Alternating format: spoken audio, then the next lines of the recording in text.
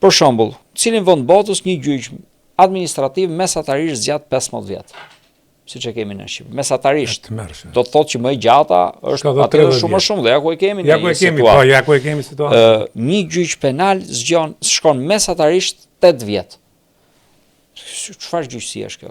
Gjyqësia, drejtësia ka për detyrë, jo vetëm bëj drejtësi, por edhe ta bëjnë kohë drejtësinë.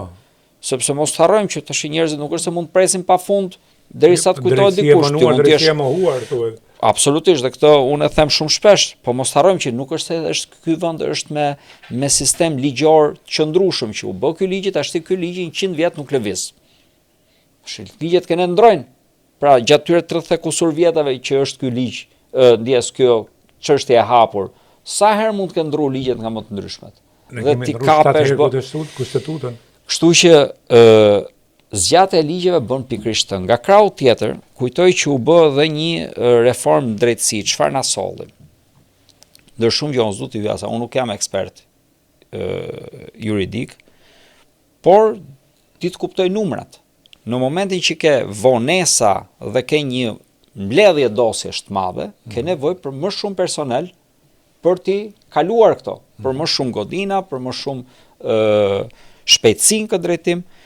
Neve kishim, unë pash të dhënat, neve kishim në organik, duhet të kishin 78 gjyqtar apeli. Në detyrë ishin 24. 1/3. 54 vende janë vakante, janë bosh. Pse? Sepse kjo reforma nxorri gjyqtar. Me apo pa drejt tash ta diskutojnë njerëz tjerë, po hoqi gjyqtar nga sistemi që do të thotë, kem 1/3 e personelit, ndërkohë që dosjet janë kapic. Atëherë kjo do ta vonojë edhe më shumë, është automatike kjo. Do ta zvarrisë edhe më shumë. Që do të thotë në syt e atyre që administrojnë sistemin, pra në syt e shtetbërjes, në syt e politikbërjes, në syt e vendimarrësve, shumë qartë ky lloj procesi do ta shtyjë shumë më gjatë çdo lloj procesi ka të bëjë me gjithë ne. Larg qoftë kemi neve një diçka, një diskutim që duam ta zgjedhim gjykat. Imagjino që do ulemi në dy dhe do themi, po ju më t'jeni bindur, familjarët tuaj, familjarët e mi do thënë kote çojnë gjyq, se s'kemë marrë një herë drejtën tate, kush e di deri kur. Se njëri o tjetri ka drejt. Elir, ju keni drejt për të në qëse mund ndërhy për numrat dhe keni plot drejt. Kjo krijon irritim. A kishte degradu sistemi drejtësisë deri në atë pikë sa duhet një reformë, po ndoshta nuk duhet kështu, sepse që t'jemi të ndershëm me veten, paktën, unë mendoj, dhe ne gjithë e dim se Shqipëria është e vogël, se me çpasuri janë jo të gjithë gjyqtarët, unë nuk kanë atë më të gjithë gjyqtarët, ka gjyqtarë ndershëm, unë po e përsëris prap, unë kam një njeri që shkon me i çonë shpine, në kam shtëpi, ke shtëpia në Verhoxhës, është akoma, është gjyqtar i lartë biles.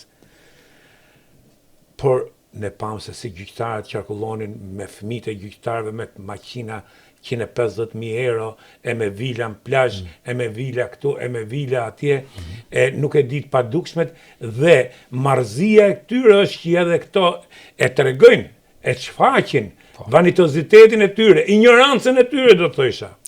Dhe kjo sigurisht i agrivon njerëzit. Ky është pikërisht prandaj po them, duhet një, por në anën tjetër duhet gjej një ekuilibër, se kjo që thotë kjo reformë shkurtoi 1/3 dhe tash ty të njelin dosjet varë nuk marrë kur një çështje. Se si mungesa e politikbërjes së shëndetshme shkakton probleme. Pse u kriju ky problem? Sepse ti lejove që në kryt herës, lejove këto lloj përfitimesh në kurriz dikujt, apo jo? Padyshim. I lejove, i tolerove, derisa ty të shfaqet fenomenet dhe ti habitesh si ndodhi kjo. Pra si ndodhi që janë këto lloj makinash qarkullim, po marrë ke fjala juaj. Po se ti s'kontrollove kurrë në këtë drejtim. Sepse ti nuk ke një shtet sot, i cili të thotë, ore zotëri, ke ble po ndërton një pallat, ku i gjetë parat? Se do fillojnë nga lart kjo.